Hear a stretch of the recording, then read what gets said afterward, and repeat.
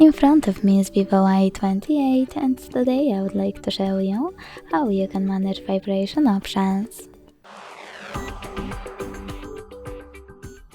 Begin by opening Settings and scrolling to click on Sounds and Vibration.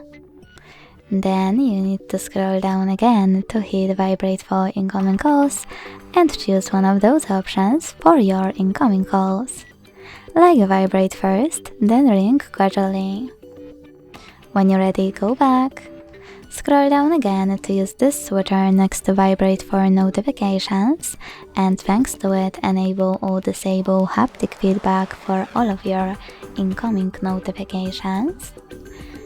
And scroll down to use those switchers next to charging sounds and vibration, touch vibration, and vibrate when the other party answers or hangs up, to enable or disable them as well.